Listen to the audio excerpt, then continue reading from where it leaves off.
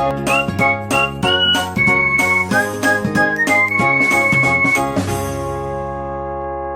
everyone, welcome back to my YouTube channel Trouble Free. In today's video I'm going to explain you about the genetic algorithms, a new concept.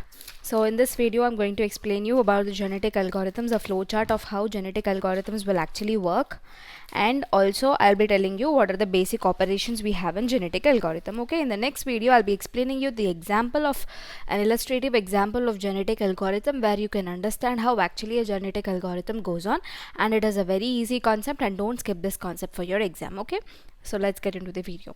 First, they belong to evolutionary algorithms, so they belong to the category of evolutionary algorithms. Okay, and it is a adaptive heuristic search algorithm. So what do you mean by adaptive? What do you mean by heuristic? Adaptive in the sense with respect to number of parameters, or with respect to number of type of parameters, or with respect to the amount of data, it gets adapted. So that is, it works well for small amount of data, it works well for large amount of data, it works well for the data which is having less number of parameters, more number of parameters, like that. It is adaptive. Okay, it can change according to the situation. Adaptive is nothing but changing according to the situation, right?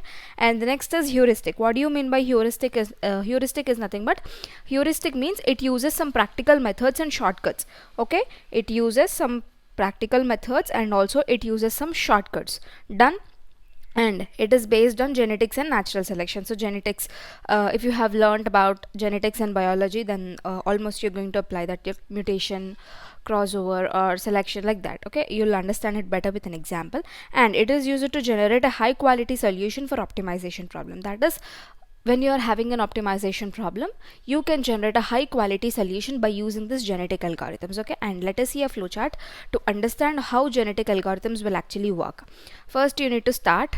Okay, and after starting, you need to create initial random population of organisms. That is, you have to create, like, you can 4 or 5 or 6, whatever you want to take, you should take that size, and you need to randomly create some population on that is your wish. According to your wish, you can randomly create some population. Okay, so that is the first step. The next step is you need to evaluate the fitness. How do you evaluate the fitness? For that, you have a formula that I'll be explaining in the example video. Don't worry. And then you need to after evaluating the fitness, you need to check if that fitness, you know what rhombus is in flowchart, right? It is decision. So if that is optimal for good solution, then if you think that it is best, then you can end it there. So if you think that it is best, you can end it there, and this would be the best solution. If you think that you can propose a more better solution, then what you have to do, you need to reproduce and kill the organisms. Kill the organisms in the sense, whichever organisms are having smallest value, you need to kill them. That is, you need to replace them with the highest value organisms, so that you can get, a good solution. Done. Reproducing and killing, and then you need to mutate the organisms. After you mutate the organisms, then what happens? Again, you have to go back to this step in order to evaluate the fitness, right? Mutation in the sense, you have made some changes, right? So after making some changes, you need to again evaluate it. After evaluating it, after making some changes, after when you evaluate it, again the same process will continue, and then if it is an optimal, then it is yes, it will end it up here. Otherwise, it will again reproduce and kill, and again it will mutate, and the process keeps on getting repeated until and unless you get an optimal solution. So I'll zoom in so that you can have a look at the entire flowchart. So this is the entire flowchart, start to mutate organisms. Okay, this is the entire flowchart. If you want to take a screenshot, you can. So, and let us see what are the operations you have in genetic algorithms. You actually have 4 operations in genetic algorithms, among which the selection, the crossover, and the mutation, you will be seeing them more. Encoding is also an operation, of course, but encoding, you don't do it something separately. In selection, crossover, and mutation only it will be covered. So we will be mainly discussing about what selection is. Selection is nothing but, you will be among all the samples you have selected. Suppose you have randomly selected 6, right? From that you will be selecting 2 parents for crossover. Okay, so you will be selecting two most fittest parents. Okay, and yeah, crossover is nothing but reproduction, so that you will be getting the new offsprings out of that.